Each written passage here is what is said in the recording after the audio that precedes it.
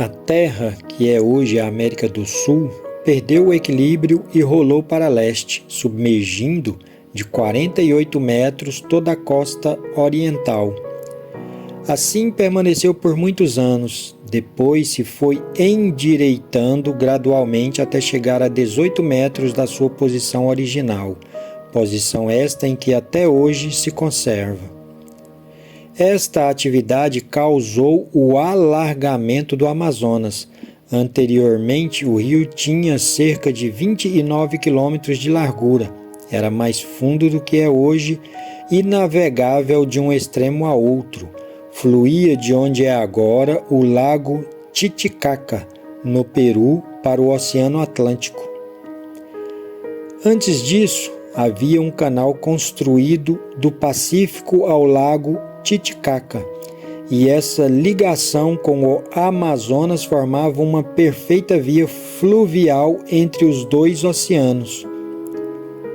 O nome do continente nessa época era Mero, tendo-lhe sido dado o nome de um grande mestre cósmico, cujo principal centro de atividade era e é no lago Titicaca. O significado do nome Amazonas é destruidor de barcos, que se conservou pelos séculos afora desde o período do cataclismo acima referido.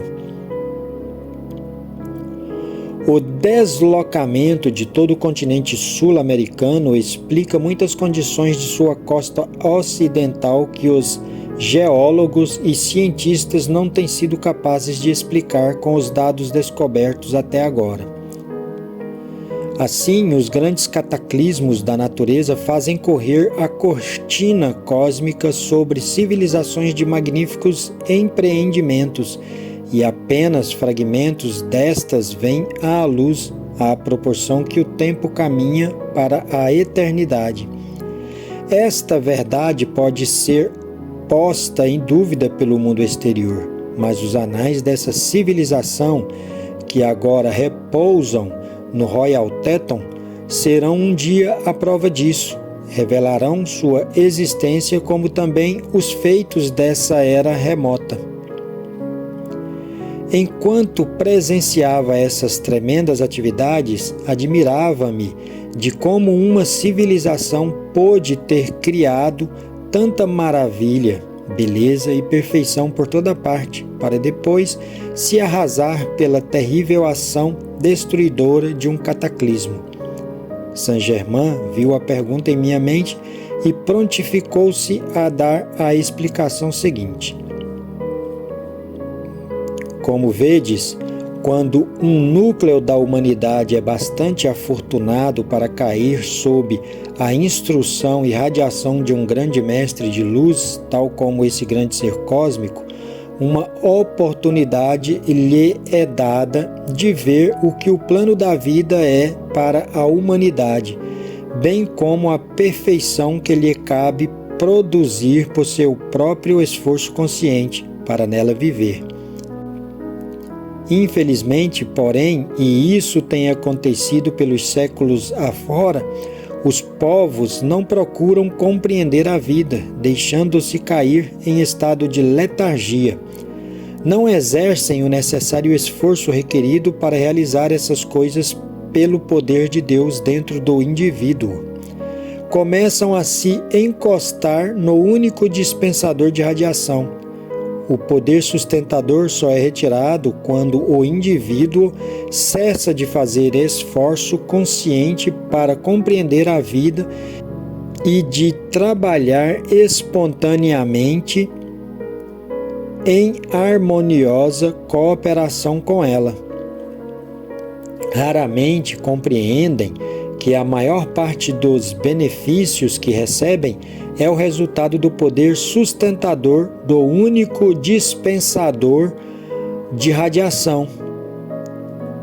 Se a um determinado grupo de almas é ensinado o caminho da mestria, e se vida após vida, e se lhes faz relembrar sua herança divina, chega a hora em que a assistência não é mais permitida. É então que a irradiação dos mestres ascensionados é retirada e aquelas almas são obrigadas a encarar o fato de que o poder sustentador e realizador não era devido ao seu esforço individual. Devem entender que só podem receber aquilo pelo que trabalham e se esforçam. Em tal atividade, os reveses experimentados obrigam-nas, através de um esforço consciente, a voltar-se para a divindade dentro de si e, quando isso se dá, a expansão e o domínio de Deus começam a se expressar.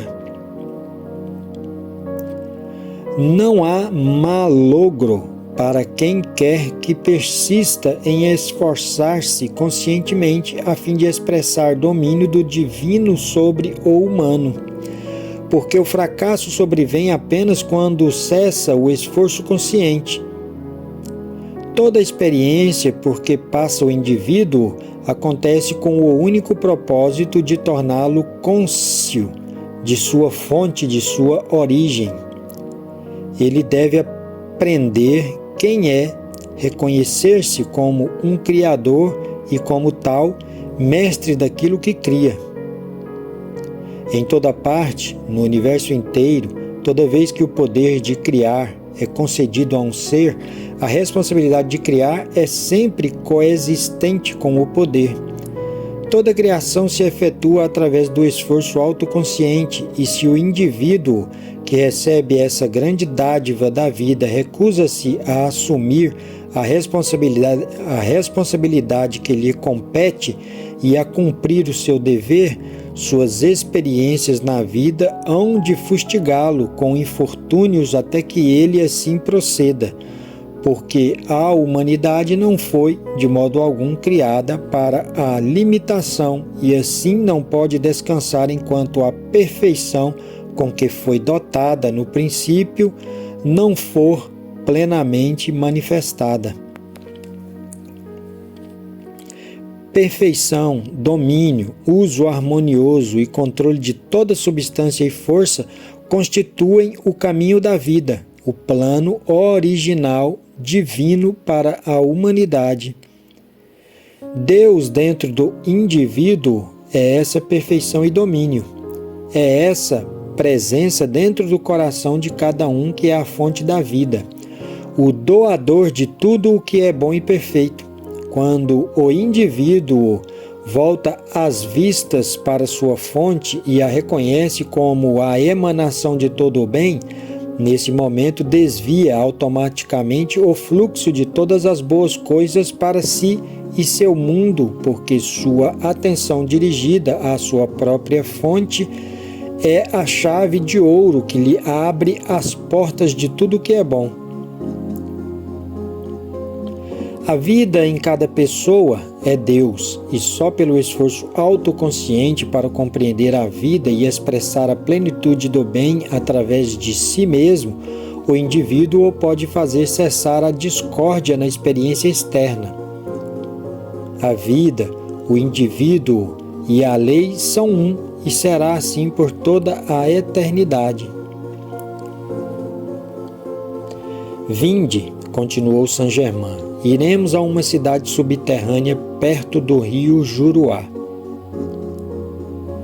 Dirigimo-nos para oeste e em pouco tempo chegamos a uma pequena elevação.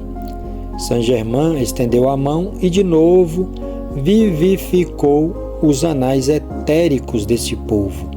O lugar que observávamos era a segunda cidade em importância no Império. A outra de onde tínhamos acabado de chegar era o foco do poder e da atividade espiritual, enquanto que esta que víamos agora era a sede das operações comerciais e governamentais ligadas ao bem-estar material da população. Aí se localizavam o Tesouro Nacional, a Casa da Moeda e as atividades governamentais experimentais de ciência e pesquisa.